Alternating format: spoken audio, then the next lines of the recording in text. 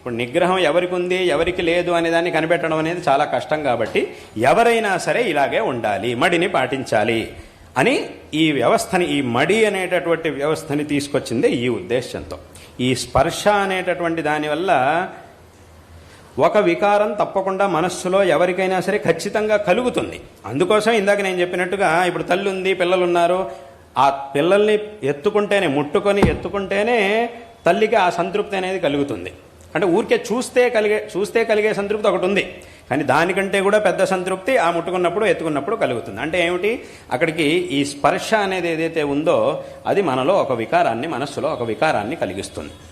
నిగ్రహం ఉన్న వాళ్ళ మీద పెద్ద ప్రభావం అది చూపించకపోవచ్చు, కానీ లేనటువంటి వాళ్ళ మీద, అంటే నిగ్రహం, సామాన్యమైన నిగ్రహం ఉన్న వాళ్ళ మీద అథవా నిగ్రహం లేనటువంటి వాళ్ళ మీద తప్పకుండా అది ఒక ప్రభావాన్ని చూపిస్తుంది.